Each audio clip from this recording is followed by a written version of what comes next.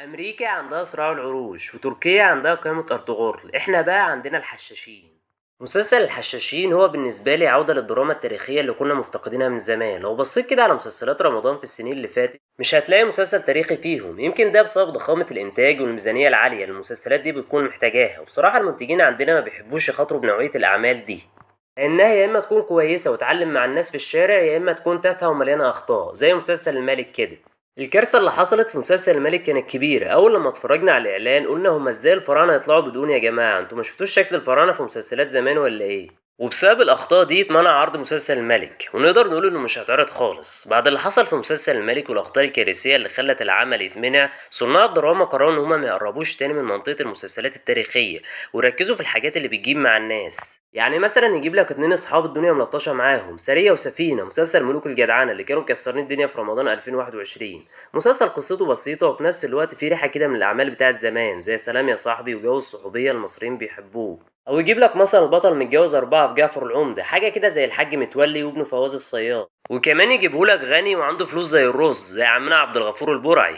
سألت نفسي سؤال، هما ليه صناع الدراما في مصر بطلوا يعملوا مسلسلات دينية وتاريخية رغم اننا كنا شاطرين في النوعية دي زمان؟ عد معايا كده المسلسلات دي: لا اله الا الله، محمد رسول الله، الفرسان، الطارق، على باب مصر. وكان اخر مسلسل تاريخي اتعمل كان مسلسل ممالك النار للنجم الكبير خالد النبوي، لحد ما جت سنة 2023 واعلنت شركة المتحدة عن انتاج مسلسل الحشاشين. ساعتها كلنا كجمهور اتحمسنا، واتحمسنا اكتر كمان لما عرفنا ان عبد الرحيم كمال هو اللي هيكتب العمل. ونوس والخواجة عبد القادر وجزيرة غمام، أعمال الكاتب عبد الرحيم كمال قدر يغزو بيها التلفزيون وتحقق نجاح فني وجماهيري كبير. يعني اطمنوا يا جماعة، مسلسل الحشاشين اللي هيكتبه إيد أمينة، وكان الاختيار الأمثل من وجهة نظر صناع العمل النجم الكبير كريم عبد العزيز عشان يجسد لينا شخصية حسن الصباح ويهل علينا رمضان سنة 2023. لكن للأسف بدون الحشاشين. طب ده ليه؟ عشان يا جماعة المسلسل تاريخي ومليان تفاصيل ويحتاج وقت أكتر من سنة عشان يطلع في أحسن صورة. يمر الزمن علينا بسرعة ونوصل رمضان 2024، ومع أول حلقة من مسلسل الحشاشين الناس كلها تنبهر بعظمة المسلسل، الديكورات والملابس والكادرات. لا المسلسل متعوب عليه والإنتاج مش باخل بحاجة. وبيتر ميمي كعادته خياله قوي بيطلع صورة حلوة للعمل. من الحاجات اللي عجبتني في المسلسل الافتتاحية بتاعت كل حلقة وانت بتسمع صوت الراوي العليم وهو بيحكي لك حدوتة المسلسل، تحس انك قاعد قدام رواية تلفزيونية. وكالعادة يعني أي مسلسل لازم يكون عليه انتقادات. يا جماعة الحشاشين أكتر مسلسل ناس بتنتقده على السوشيال ميديا. يعني مثلا في ناس كتير شايفة إنك إزاي تجيب الشخصيات في العصور القديمة وهي بتتكلم عامية مصرية، ليه ما تكلموش فصحى؟ احنا في مسلسل تاريخي ما ينفعش كده. ايوه ما انا عارف ان هو مسلسل تاريخي، بس العاميه المصريه مناسبه لينا كجمهور. وبعدين مش كل الناس شاطره في الفصحى. يعني مثلا الناس اللي مش متعلمه وتعليمهم متوسط دول فئه من الناس ممكن ما يتابعوش المسلسل. وكمان الممثلين مش كلهم شاطرين في اللغه الفصحى. يعني لو سألتني مين الممثل المصري اللي بيعرف يمثل بالفصحى هقول لك الأستاذ يوسف شعبان الله يرحمه، وبعد كده يمكن أحمد عبد العزيز. لو حبينا نجاوب الناس المحنكة على الموضوع ده، يعني مثلا لو بنعمل مسلسل عن الفراعنة مثلا هنجيبهم بيتكلموا هيروغليفي؟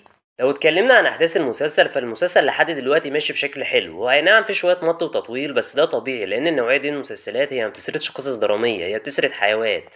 لكن لو أنت عايز تتفرج على مسلسل فيه أحداث كل يوم قدامك مسلسلات يوسف الشريف كلها، من رقم مجهول لكوفيد 25.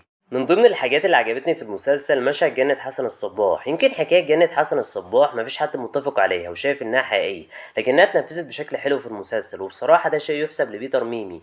المسلسل فيه مقارنات بينه وبين مسلسل سمرقند. انا ما شفتش سمرقند بس اكيد يعني هشجع منتج بلدي واقول لك ان مسلسل حشاشين هو الافضل بالنسبة لي. بالنسبة بقى لكريم عبد العزيز فأنا شايف إن كريم عبد العزيز كان هو أنسب اختيار للشخصية دي. حسن الصباح كان شخص قيادي عنده كاريزما قوية وعالية، وكان قادر إنه يأثر على أي حد، وده كان سبب كبير إنه يكون أكبر جماعة إرهابية في التاريخ، جماعة الحشاشين.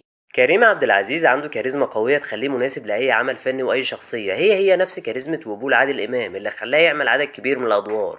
مسلسل الحشاشين يعتبر بالنسبة لي عمل نقلة قوية للدراما المصرية على مستوى المسلسلات التاريخية، وأتمنى بعد انتهاء الحشاشين نلاقي قصص تاريخية تانية نعملها مسلسلات. يعني لو بصيت على السينما المصرية كده هتلاقي فيلم الناصر صلاح الدين. يا سلام بقى لو الفيلم الجامد ده يتحول لعمل درامي طويل من 30 حلقة، والإمكانيات العالية اللي موجودة في مسلسل الحشاشين نقدر نقول إننا ممكن نشوف عمل قوي لا يقل روعة عن تحفة مسلسل الحشاشين.